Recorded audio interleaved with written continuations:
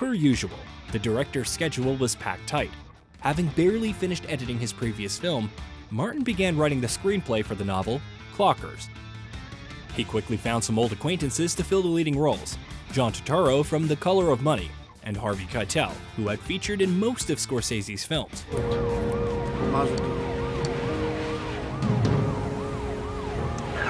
Universal put their faith in Martin once again, approving a budget of $25 million. At the same time, Nicholas Pileggi, co-writer of the Goodfellas screenplay, came to the director with the idea of writing a book, and subsequently a script about the life of Frank Rosenthal. Frank was a famous Las Vegas casino manager and sports betting genius whose ties to the Chicago mob were a mystery to no one except the police. Scorsese was fascinated with the idea, and Nicholas, like a true master of diplomacy, convinced Rosenthal to agree to the book because he would be played by Robert De Niro in the subsequent film.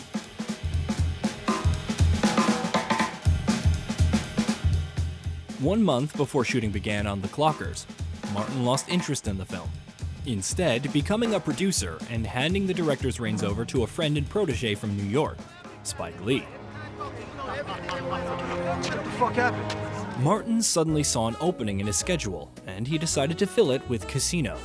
But Pileggi hadn't even begun a rough draft of the book yet. Scorsese, not wanting to wait, convinced the writer to work on the novel and the screenplay at the same time. Universal was the first to see the film's potential, and bought the rights with a $50 million budget. It was an incredible leap of faith for a project with no script and no primary source. Although, Universal was most likely motivated by the fact that, of all the big Hollywood studios, they were the only one that had never worked with Scorsese before. Their only obstacle was potential legal troubles. The sensitive topic of Las Vegas gambling institutions was enough to make the production company's lawyers sweat. One wrong move and the project would be thrown into lawsuit hell. Consultants convinced the director to change the names of the main characters. For example, Frank Rosenthal became Sam Rothstein. The surname was borrowed from a gangster from the 1930s named Arnold Rothstein, who was also known for gambling and sports betting. Anywhere else in the country, I was a bookie, a gambler, always looking over my shoulder, hassled by cops day and night. But here, I'm Mr. Rothstein. This didn't satisfy lawyers, so the inscription, based on a true story, was changed to based on real events. And just in case, any reference to Chicago or the Chicago Mafia were cut from the script. Even back home years ago, when we were first hanging out together, he'd know if the quarterback was on coke.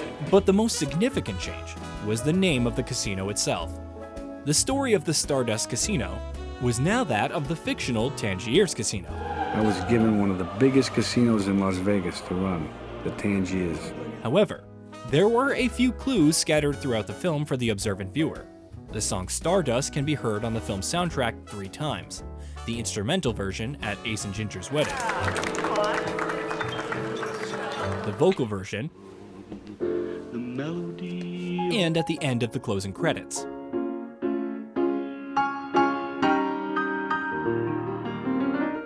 Another problem arose when crooks refused to consult the film's crew regarding how to swindle a casino. And that's just what these hustlers look for. They cruise from casino to casino looking for weak dealers the way lions look for weak antelope. But Martin's ex-wife, Barbara DeFina, found a way around this by suggesting they hire ex-convicts and retired FBI agents who had caught the best crooks in the US. In Vegas, everybody's got to watch everybody else. Martin began casting. Leading roles went to De Niro and Pesci, a classic combination for Scorsese. This time was no exception. The dialogue between these characters is totally improvised. What is it with you? All of a sudden you're trying to tell me what to do all the time. I'm not trying to tell you what to do, but you're way out of line, Nick. What are you doing? Where's your head? Where's my head? Where's your fucking balls? Paradoxically, the movie about a casino involved paying off a lot of debts. Scorsese had saved the role of Ginger for Sharon Stone, who had left an impression on him 15 years prior. The actress had almost landed the role of Vicky LaMotta in Raging Bull. You got the wrong girl. The director's instincts turned out to be correct because Stone received the only Oscar nomination of her career and also won a Golden Globe, but more on that later. After Sharon, Martin called Robert Richardson, whom he had promised to work with back in 1991.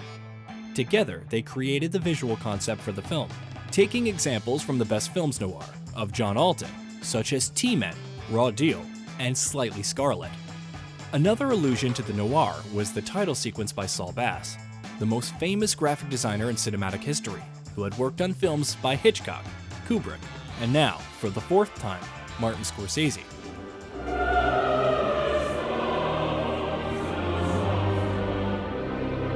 Unfortunately, the artist passed away 3 months after the premiere. On September 14, 1994, Martin said action for the first time in Las Vegas, where he would spend the following 4 months. For guys like me, Las Vegas washes away your sins. It's like a morality car wash. It does for us what Lourdes does for humpbacks and cripples. Shooting was done inside a real casino. Actual guests can be seen in the backgrounds of wide shots, and real employees of the establishment played the croupiers. What the hell did you learn how to do? The Riviera management allowed filming from 10 p.m. to 4 a.m., so as to not disturb the mainstream of visitors during peak hours. But we were not important. I mean, it was important there to everybody was the gambler. The first day of shooting, I see that they have an electric sign outside that says, "Come and see the shooting of Casino with Robert De Niro, Sharon Stone, Don Rickles." The bosses also refused to allow any cameras into the accounting wing, so a separate set had to be built for that long sequence, the only artificial setting in the film. The Holy of Holies, the count room. Now, this place was off limits. Even I couldn't get inside. A large portion of the budget went towards wardrobe, the cost of which exceeded $1 million. De Niro had 70 wardrobe changes in the film, Stone 40. After filming had wrapped, the main characters were allowed to keep what they wanted. Try it on, it's yours. Robert personally selected each element of his appearance based on his experience of speaking with the real person behind his character. His serious approach started with his glasses and watches, down to the way he spoke, smiled, and held a cigarette. By the way, cigarettes are a nightmare for an editing director. They can change length from frame to frame. Or worse, switch hands. Robert kept Thelma Schoonmaker in mind while shooting. Sam doesn't light up a cigarette for half the film to make it easier on editing, and De Niro made sure to note the cigarette's distance from the filter, and verified it every take and scene in the movie.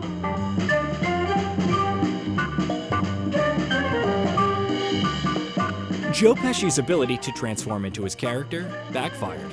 Las Vegas bigwigs mistook the actor for the real Tony the Ant Spilotro. You beat Nicky with fists, he comes back with a bat. You beat him with a knife, he comes back with a gun. He wasn't allowed into certain establishments on a couple of occasions, but when Joe nevertheless entered the gambling hall, some people crossed themselves, and others nearly fainted. I'm a little confused. You're a little confused? Maybe if I stick your fucking face through this window over here, like, you know, you'll get unconfused. Give me the fucking money. Pesci frightened people, but it worked in his favor. The actor broke another rib on set, just as he had done in Raging Bull. Scorsese was elated to be working with such a skilled cast, but even Robert and Joe's talent couldn't build the relationship between the main characters, which turned out to be the film's most challenging aspect. What am I doing out here? I'm trying to make a living, that's all. I'm just telling you. Don't say I didn't warn you. All right. But Sharon simply shined. The director's favorite scene is when Ginger throws the chips in the air. I've been told, baby, you've been told, I won't see no food no more. But this was the more lighthearted and easygoing side of her character. Stone showed her true talent later. I fucking hate you! Can't take it anymore! Her method acting and intense dedication to the role took its emotional toll on the actress.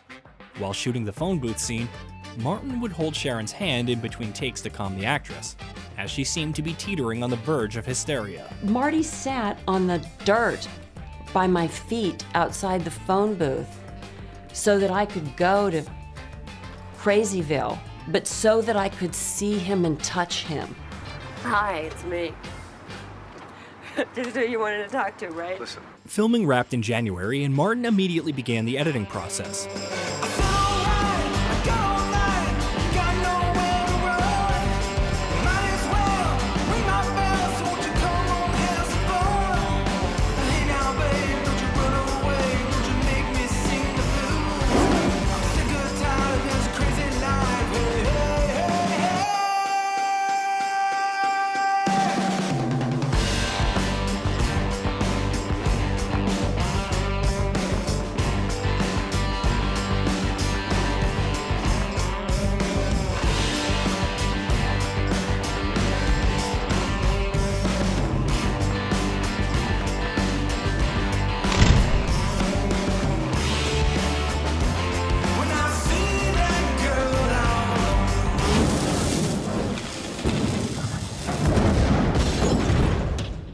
Casino is the first film in Thelma Schoonmaker's career to be edited on a computer. Experience suggested that an abundance of violent scenes would lead to a battle with the American Film Association, so the director got clever. He added a scene with someone's head in a vice for the sole purpose of getting the censors to demand its removal. This made the rest of the violence in the film seem less brutal compared to the scenes of outright torture.